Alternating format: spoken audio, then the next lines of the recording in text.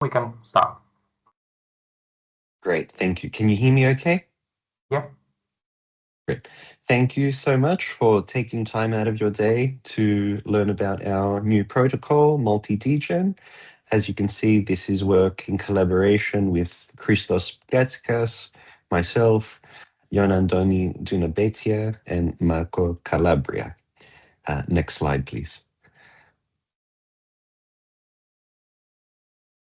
So, in essence, the line of research that we are presenting to you today concerns the neurocognitive consequences of bilingualism, where bilingualism may be defined as the regular use of two or more languages. We know from many neuroscientific studies that bilingualism affects brain morphology. What this means is that bilingualism yields experience-dependent changes to the brain. And we observe changes both in brain structure as well as function. At this point, it is worth asking ourselves what exactly it is that bilinguals do in their daily lives that might result in changes to their brains. At all times, a bilingual's languages are active in the sense that the perceptual system monitors the environment, and a given language can be engaged when the individual encounters the right environmental stimulus. Because both languages are active, the brain structures and networks responsible for managing this competition change over time. From the language user's perspective, they become more efficient communicators. That is, they become better at choosing the right word in the right language at the right time, for instance. And we'll refer to this ability as executive control. And we know that these changes are non-linear and tied to experience, such as how frequently the languages are used, with how many speakers they are used, in which social spheres or social settings they're used, and so on, and how much switching occurs between languages, just as an example. Next slide, please. The clear effects observed of bilingualism on the brain in healthy populations led to considerations of whether bilingualism might promote healthy cognitive aging by counteracting the effects of age-related cognitive decline. Admittedly, this is an area with some controversy, but for our purposes, I'll draw your attention to two relevant concepts. The first is brain reserve, which refers to structural enhancements such as brain volume, number of neurons, synaptic connections, and so forth, that make the brain more resistant to neurodegeneration. The second is cognitive reserve, which refers to the flexibility and adaptability needed to use efficient and alternative networks to compensate for underlying damage or aging, or due to aging in some instances. The evidence for the effects of bilingualism on healthy cognitive aging are quite compelling. You will have seen the recent paper by Lucia Maruso in Nature Aging, in which her team examined aging in 86,000 participants across 27 European countries. And what they found was that multilingualism was a protective factor, whereas monolingualism increased the risk of accelerated aging, as they put it.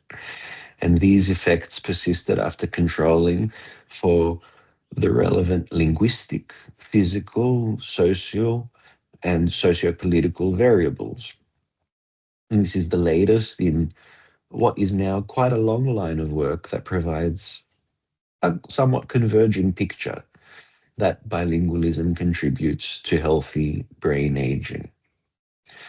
And so, understandably, this has led researchers to consider what role bilingualism may play in neurological diseases.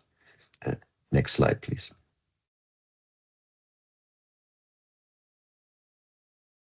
And by far, the most studied neurological disorder has been Alzheimer's disease, dating back to the seminal paper by Bialystok and colleagues in 2007.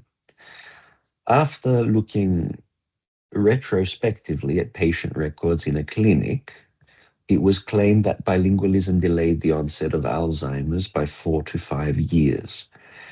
As you might imagine, this garnered a lot of media attention at the time, as some of you very well know. There have been numerous replications, and most of them supporting the original findings, though with some methodological variations across studies.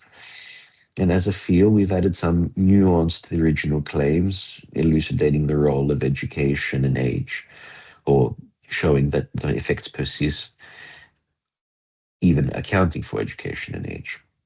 And there are also several studies in Alzheimer's patients that have shown that bilinguals are able to perform equivalently to their monolingual peers, even though their brains show greater levels of atrophy, which would make one think that they should be performing worse, given that their brains look to be in a poorer physical state. Similar findings have been reported in individuals with mild cognitive impairment, which is the transitive state between normal aging and Alzheimer's disease. This is quite important as there is increasing evidence that the pathology of Alzheimer's disease can take years, if not decades, to evolve. And this suggests that some individuals who appear normal, meaning that they are functionally asymptomatic, have a gradually accumulating pathology. And taken together, it appears that more severe brain atrophy is required in bilinguals before disease symptoms manifest. This is consistent with the idea that it may ultimately delay the incidence of neurodegenerative diseases such as Alzheimer's. Next slide, please. So with the MULTIDEGEN research line, our goal is to go beyond Alzheimer's. In essence, we are testing a hypothesis formulated in a paper by Thomas Voits and colleagues, of which Christos is a co-author, you can see on the slide. Put simply, the question is, does bilingualism have a more general neuroprotective effect that is detectable for other neurological conditions? We know that bilingualism enhances brain structures targeted by conditions such as Parkinson's, Huntington's, and multiple sclerosis. But does it have a protective effect? That is our question. Next slide, please. And our first step was to look for evidence of cognitive reserve in these other diseases. And there were some published papers and reviews. As Christos will tell you, not many, but it was a start. And I will now hand over to my colleague, the other Marco, who will take us through the existing evidence for each of these diseases. Thank you, Mark. Hello, everyone, and welcome. So I will briefly review the evidence we have on how bilingualism might modulate or be protective in all these disease beyond Alzheimer's disease. And I'll start with multiple sclerosis, which is a neurodegenerative disease in which the immune system attacks the myelin. So usually there's a problem in processing of speed, but also attention and sometimes also executive function. And here we have some evidence that there are some protective effect, at least in one study for hippocampus after learning language learning training for gray matter, but not we don't have a study, for example, of what happens for white matters, which is really important and crucial in this disease because it attacks especially white matter. We have also some evidence of some benefits of bilingualism for cognitive functions. For example, better nonverbal executive function in my study, bilinguals compared to monolinguals, and also another study by Veledo and Cortos, in which also Christos co-authored this study. Didn't find any evidence of benefit, but compared to there was no difference in controls and patients in monolinguals, but there was in bilingual. So it kind of protective against a decline of executive function, in this case measured by with the flanker task, which is a common task used in this literature of cognitive effect of bilingualism.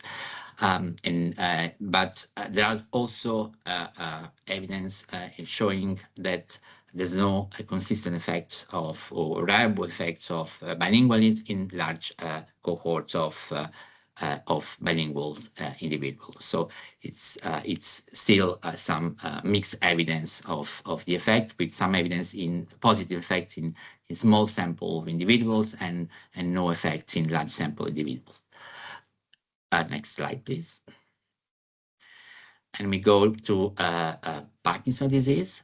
There's very few studies, and Parkinson's disease, I think it's one of the crucial, most interesting neurodegenerative disease to study because it affects the basal ganglia function, the frontostriatal connection, which are consistently reported to be related to bilingual energy control, for example, but also where it seems there are some overlap between the language control and executive control, at least from what we know from neuroimaging studies. There's one study showing no effects of bilingualism in the non-linguistic domain, and one other study. But what they have in common, these two studies, is that they see a kind of negative, or at least in language tasks, bilinguals perform worse than monolinguals. This is not surprising because we know that in several studies also with healthy individuals, there's this so-called bilingual disadvantage, or this worse performance in some specific task of lexical retrieval or language processing in general. So next slide. And finally, in Huntington disease, which is a very rare condition, so it's probably not surprising that we have not so many studies in this field. So this is also a reason to have more and more evidence. And there's one study by a group here in Barcelona.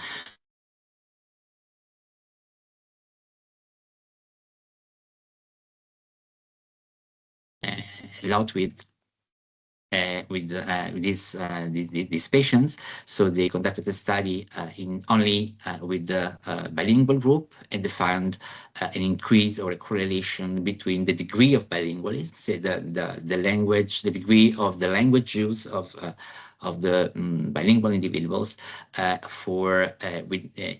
correlated with gray matter in the inferior frontal gyrus.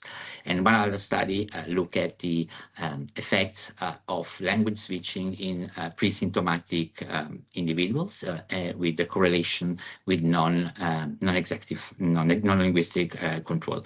So this is also, I think, an interesting neurodegenerative disease to study, as Huntington usually affects left chordates and right chordates at least at the beginning of disease, which we know is crucial for language control or language activation. So it's one of the interesting neurodegenerative disease to study and to see how bilingualism modulate to some extent non-linguistic functions.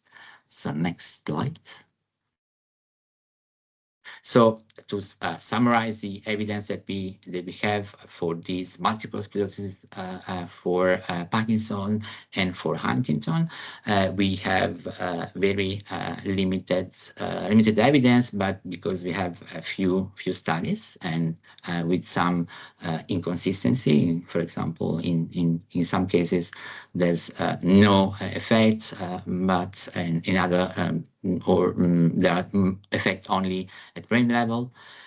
So most of the studies, especially we have seen in Parkinson's, they studied the language domain, so we don't know what happens for the non-linguistic domain, which is often reported as one of the domains in which we see the positive effect of bilingualism.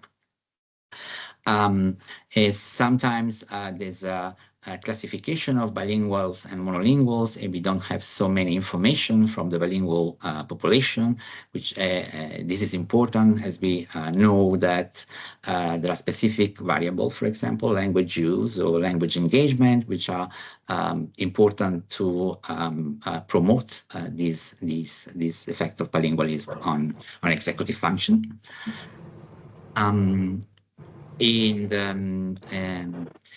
Next slide. And of top of that, when we think about and we look at the literature in general and of neurodegenerative disease, we have additional challenges or issues because there are several factors, risk factors, but also protective factors that we need to account for or control for in these cases. As you probably know, this is the annual report of the Lancet on dementia prevention intervention. This is a publication in which you can see all the risk factor and protective factor that are known and supported by evidence especially in patients with VID. So we know, for example, that education is a protective factor, but there are also some other there are risk factor due to metabolic diseases, for example, smoking, but also cardiovascular factor, diabetes. So looking at the potential benefit of bilingualism in this clinical population, we need to take into account also these known effects that might modulate it or might be associated or confounding factor for the general effect of bilingualism. So next slide.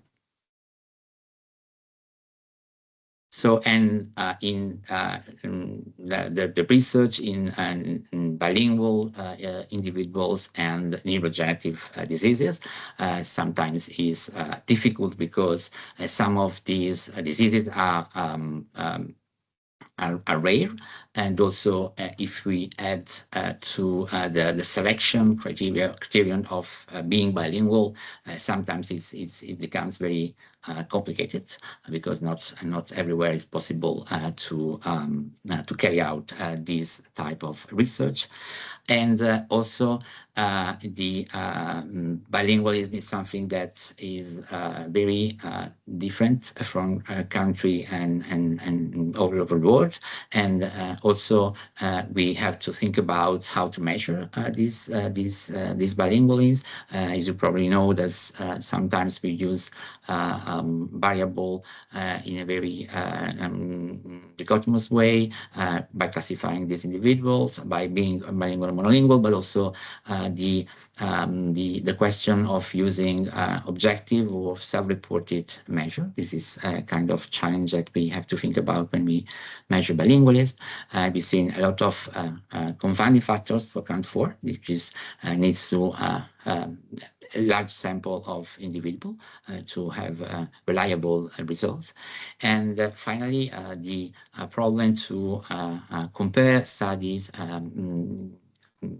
carried out in different countries is that one of the limitations is that sometimes we don't have cognitive tests or language tests that are not available in some bilingual contexts. So this is a limitation if you want to study different populations from different countries.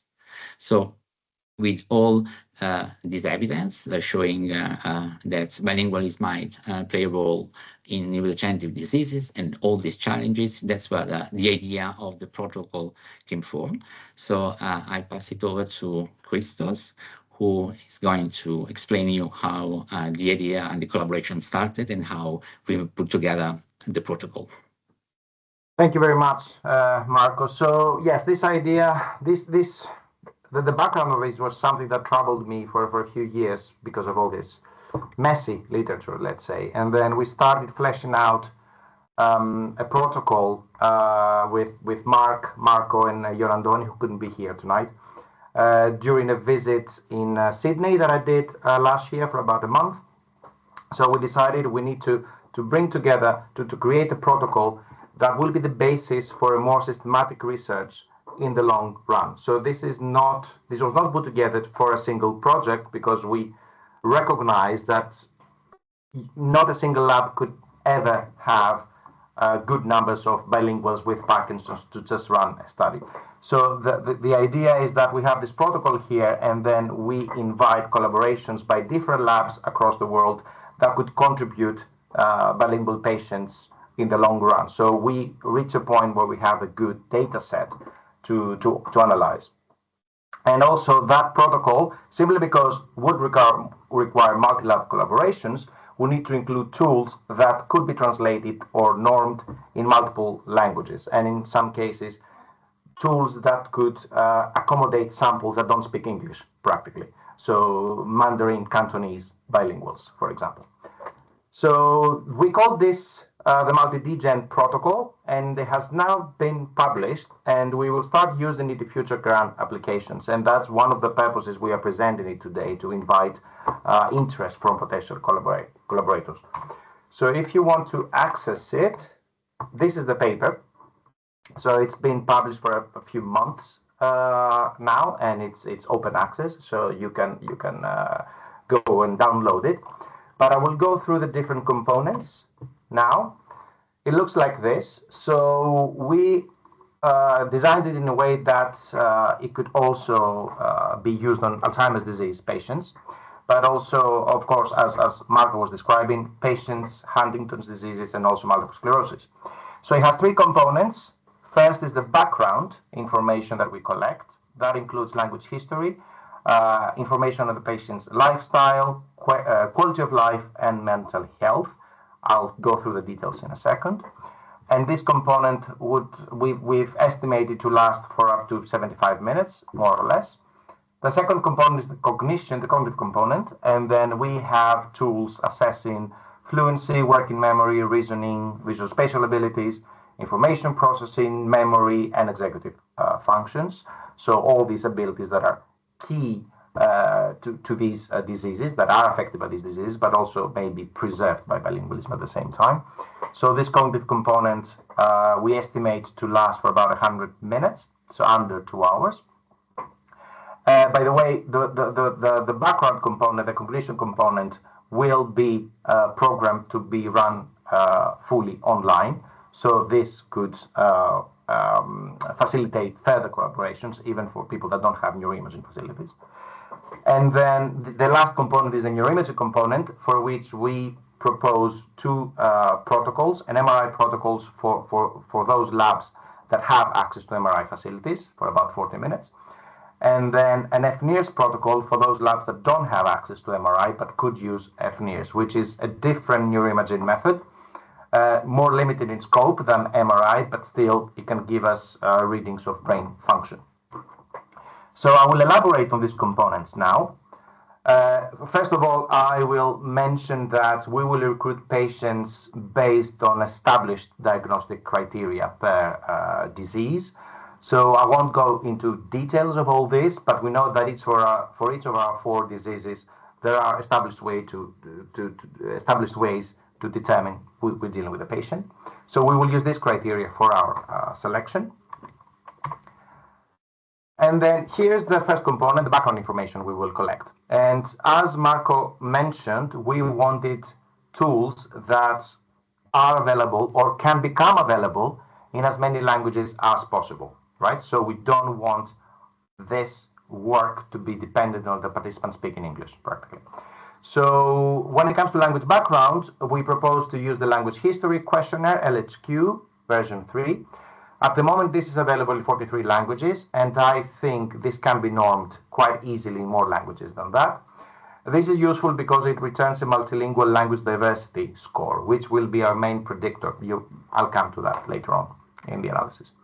We will also use we propose to use the Cognitive Reserve Index, or CRIC questionnaire, which is currently available in 16 languages, but again, can be normed in other languages quite easily, I believe. And then this provides up scores for education, working activity, leisure time activity, and the overall CRI score that we can use in the analysis as well. Then we took the Lancet report and extracted all this key information, all these factors that predict dementia, including alcohol consumption, smoking habits, physical activity, BMI, vision, hearing impairments, medications, and dietary habits. So we will include questions about all these. Just wanted to let you know what was going on. Factors. When it comes to diets, I asked many experts how you measure diets in different cultures, and they told me this is the most difficult thing to measure. So we will go for a very, very coarse metric, number of fruit and vegetable portions consumed per typical day or something like that, because there are many questionnaires on dietary habits, but they vary a lot across different contexts, which you may expect, right? Then we will measure quality of life with the World Health Organization quality of life breath questionnaire. And then it says quality of life in the physical, psychological, social, and environmental domain. This is available in 79 languages, apparently, so this is perfect for what we need. And we will also measure the mental health status with the HADS scales, which calculates an anxiety score, a depression score, and an overall score. And this is also available in many, many languages. Now, for the second component, the cognitive component, we will include the MOCA test. Most of you are familiar with this. This is a standard screening for mental decline, which also produces an overall cognitive score, and that's available in 93 languages, I believe. Then we have a battery of tasks which are tapping different cognitive skills, but are non-verbal and culturally neutral, which means they can be used in many, many contexts. So for reasoning skills, we will use the matrix reasoning item bank, which in contrast to Ravens, it's freely available, so researchers can access it and use it. We will use the judgment of life orientation test to assess visuospatial abilities, the simple digit modality test for information processing speed, and also a classic executive functions battery comprising the flanker task, the color shape switching task, and the end back task. We also have some tasks with a verbal component. So we will administer a verbal fluency task, both semantic and letter fluency, and we will administer that in all languages the patients speak. These are very quick and easy to run. So we thought, why just limit them to their L1 only or their L2 only? Sometimes which one is the L1 and which one is the L2? The same with working memory. We will just use the standard backward digit span in all the languages that the patients speak. We will also assess their semantic memory by administering 30 images to the patients from the multi-pic dataset that they will need to name the most proficient language. Now, in that case, they will decide which language they use to name this image. And then later on in the battery, we will have this episodic memory task where we will add another 30 images from the same dataset to those that were previously shown and named, and that will be an all new recognition task. In case you're not familiar with the multi-pic dataset, this is a project that we started with Antoniou about 10 years ago, and it's an open-ended project. So it's a dataset of 500 colored line drawings of concrete concepts, and then we have been collecting naming norms and familiarity measures of the concept in many languages. We have completed this norming in 35 languages or language varieties. Now, so for example, you see we have 4 different Englishes. And this is a data set that's publicly available and freely available for anyone to access. And it's also very easy because we have all the scripts there, so it's very easy to norm in additional languages. So we have 35 at the moment, but all these languages in the table on the left are currently in the works. So we are going to be closer to 50, 55 very soon. And if there's a language that you're interested in, that you're working with, and that's not in that list, let us know, because we can help you norm multi-pic in that language as well. So when it comes to neuroimaging, as I said, we have two batteries, an MRI one and an FNIRS one. So the MRI will include then a T1 sequence to study brain structure, especially gray matter, a TTI sequence, which we usually use to study diffusivity in white matter, which again is a measure of integrity. A FLAIR sequence is usually used in older samples to study white matter hyperintensities. And so these hyperintensities are a typical symptom of healthy aging, but also in diseases like MS. And also resting state fMRI is this sequence to study functional connectivity in the brain. The FNIRS, or functional near infrared spectroscopy, is, as I said, the alternative method that we propose here for labs that don't have access to MRI facilities, but also for participants that are not compatible with MRI, for those with mental implants, say. I did a review. I wrote a review paper about this last year, and I realized that despite it being very useful, it's also very underused in the bilingualism literature, and it has only been used in bilingual children, but not with older samples. And then with FNIRS, we are limited in what we can target, what we can study, but we will focus on frontoparietal regions because these are key in the process we are interested in. We're almost there. Just a few words about the analysis. So we want to gather handsome samples per disease to be able to run within groups analysis. So use bilingual experience as a continuous predictor of all the things we're measuring. But of course, we will consider between groups comparisons in the future. That is patients compared to control groups, but also patient groups compared to each other. We will use generalized additive mixed models, which is a statistical approach that allows for modeling of nonlinear effects. We haven't really talked about the effects of bilingualism on the brain as we understand it, but we know that structural changes are not linear. They follow nonlinear trajectories. So we want a method that allows us to test for those as well. So our predictor in these models will be the multilingual language diversity score that we will get from the LHQ questionnaire, but also all these other background measures that we talked about, cognitive reserve, leisure activities, all these risk factors, will enter those models as covariates. We will either go for huge mega models, including everything, or smaller models. We haven't really decided how we will run this analysis. The predicted values would be the participants' performance at the behavioral tasks that we will give them, the measures of functional and structural connectivity, and also measures of brain volume. And that's it. So, as I said, we are very keen to hear from potential collaborators because we see this as a long-term project. So we don't see it as a project that will happen in a year. It won't happen in a year. And we expect participants, patients, to be gradually added to a database, which we will be able to use, but also make it available for other researchers to use. And as part of this approach, we will target major funding calls. So we are planning to go for an ERC Synergy grant, which is due in a year's time from now, more or less, mid-November. So we want to target this sort of funding to start building this database. So if you're interested, there's another QR code in this presentation. So use this code to put your details in and express your interest to collaborate with us. And that's it from us. Thank you very much, and let us know if there are any questions.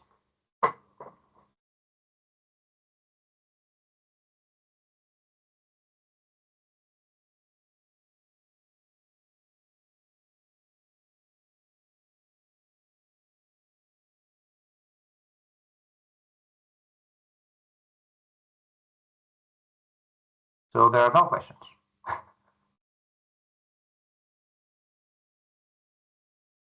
So yeah, Jennifer is asking how long the MRI imaging protocol is. We've estimated to be about 40 minutes because there's no task involved. So it's all structural scans plus a resting state functional scan. So a question by Eunice.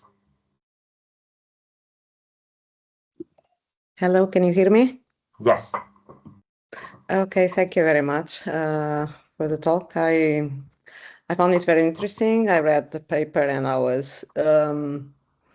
I am actually interested in it, but yeah, I'm not sure about how I could collaborate. So I am in Portugal. I am a researcher at University of Minho. I have a current interest in studying a particular type of bilinguals that might be easy to recruit here, I think. So I was not thinking about a neurological disease, but then I saw this and I wanted to consider it. So just briefly about my background, I've been working a bit with bilingualism and with aging, not in neuroscience in particular. I was in a project with Linda Wilden and Katrine Seehart, and I think you know Linda Wilden from Birmingham, so she says hi. But basically, I had this interest in studying. So in the north of Portugal, although older adults are not typically bilinguals, there is this population of people who emigrated when in the 60s, 50s, 60s, and 70s, and many of them are then returned to Portugal.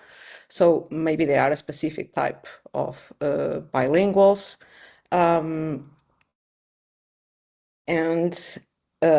Of course, I was interested in studying them in particular and in cognitive reserve. Now, about the people with disease, I know there are places that are also, for example, there is here a center for people with neurological disease who has also has had some work funded by Fundação La Caixa here in Portugal, and I am willing to contact them. Well, that said, of course, I don't know how much, who are the people I could recruit. And about my university, we have fMRI. I do not have the expertise, but I have colleagues from neuroscience that could bring this expertise. And I was thinking about, possibly also applying to a couple of funding possibilities. Okay, that's good. Thank you.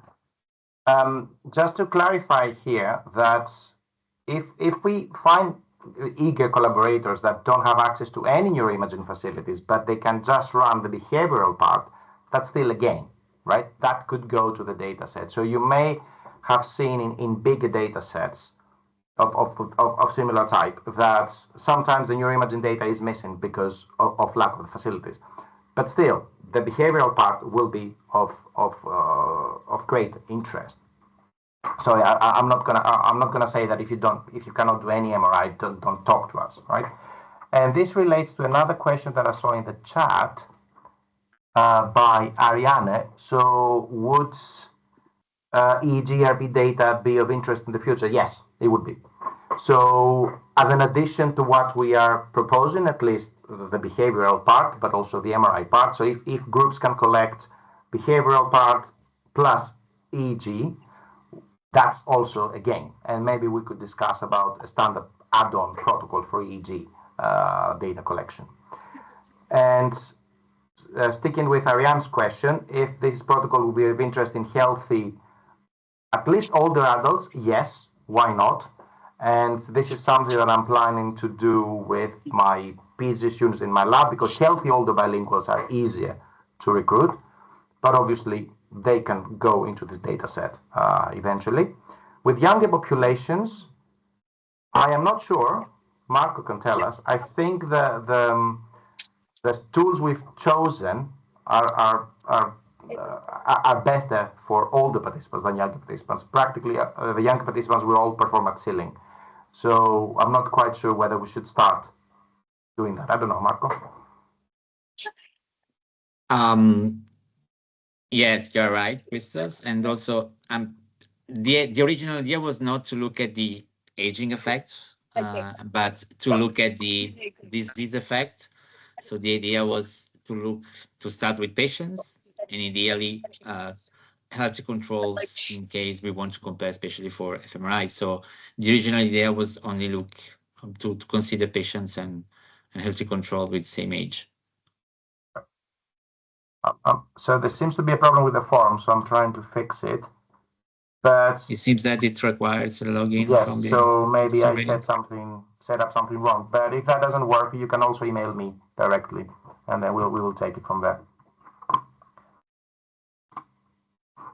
Any other questions?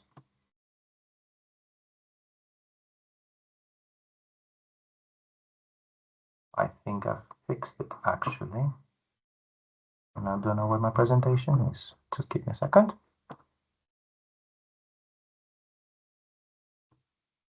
Perhaps as you're finding it, Yeah. Marguerite's got her hand up, so why don't you go ahead with your question, Marguerite? Thank you so much. It's not. Thank you first of all for the presentation and the very, very clear overview. It was really very helpful. I find this a really interesting project. I don't really have a question, more of a comment about the matrix reasoning tasks, etc., and the claim that they're culturally neutral. I just wanted to say, be careful with this, because I don't think everyone in the field agrees. Yeah. Okay.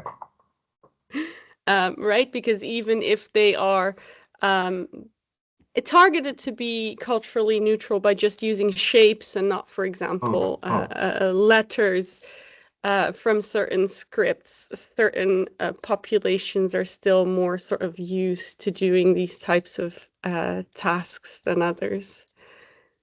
No, Does that make sense? Yes, I agree. And I remember us having similar conversations because we were trying to find the best tools that could be used in as many contexts as possible. And then we realized there isn't such a tool. So we tried to go, to use the ones that could work. Right. Yeah, we all try our best. To keep in mind. Yeah. Thank you. Just a follow-up question, Marguerite. If the matrix task is culturally problematic, do you have a better one? No, honestly, because I think the end-back might also be culturally problematic, and I think the flanker might potentially also have certain issues. So, unfortunately, I don't think a perfect task exists. But maybe we should just show awareness of that.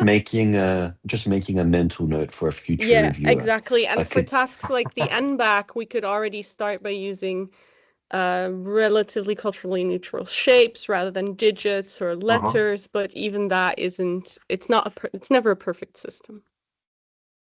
I can see Judith's got her hand up. Yeah, Christos. Yeah, thank you. Yeah, thank you for this. I have a question that's more strategic. And Christos and I have talked about this as well, which is that it's my impression. So I'm at a university here, I'm at UC Irvine, that has, I think, I don't know, billions of dollars that are invested in Alzheimer's research and amazing facilities and amazing things. When people who do the kind of work that we do approach these people, particularly in the medical school context, the impression that I have is that they don't take us very seriously, that in the list of all the, lifestyle issues and all the things, particularly for the dementia research, that when you raise the bilingualism issue, it's I don't know. I mean, to be honest, I've been spoken to as if I were a poet rather than a scientist coming to ask about possible collaborative research. And so the question I have for this community is really how we can come together to better promote. This is really an important collaboration that you're mounting. And I think that you're preaching to the choir here. I mean, I think we're all on the page, but there are a lot of people, a lot of powerful people, and people with access to data that would be really helpful to be able to include in this project, who aren't part of the choir. And I guess I would be very, very open to discussion about what we might do better, because I think that we're not trained in a very effective way to communicate our work to others in ways that they find compelling. I think this recent Nature Aging paper was really kind of knock your socks off, and I don't have a good sense about the reaction to it. But, you know, I open this just not because we're going to be able to solve the problem quickly, but only to say that I think we need to devote some energy to think about how we can begin to collaborate with people who may not have been our natural collaborators in the past.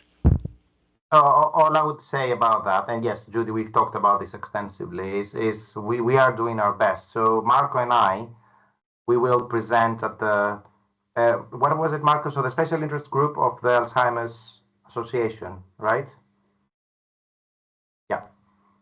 So we will make a presentation there in January, and some people will be there that understand this work. Suvarna will probably be there, but I expect that the majority of these people may have heard about it, may not still be sure about it. So yeah, I think these are the communities we need to approach.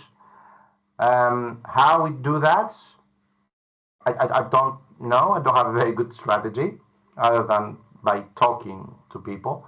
I've also spoken to the neuroplasticity people. So the people that look at neuroplasticity in every other way, but not when it comes from bilingualism. And they seem to be Martin Lobden and all these people, and they seem to be interested in the idea. I don't think they know enough yet, despite my best efforts. So that's another community that we need to talk to. And I guess we should utilize our network as best as we can. There's a conversation in the chat. Of course, we're soft scientists, yes. So Tamar says, what about block design from the waste? What about it, Tamar? What do you mean? Can you hear me? Yes. So I'm just wondering, instead of the matrix reasoning, block design, at least you have actual blocks. And I don't know, actually haven't looked at the literature recently, if people are more inclined to agree that that task is less affected by cultural differences in education. And we lost Tamar. As a measure of nonverbal IQ, just because you don't need to be able to manipulate drawings in your head and do kinds of tasks that are very affected by education level. I could be wrong. It could be something to look at. It doesn't take very long to administer. It's a little bit harder to share because I think you have to actually purchase the waste kit and then you have the blocks. That's why we have. That was another stumbling block, because we thought we want to reach out to as many researchers as possible, and if there are researchers that don't have the resources, we shouldn't really propose proprietary packages. But that's something to consider, definitely, and that's something that could be run on top of this protocol for those people that have access to it. Thank you, Tom. Yeah.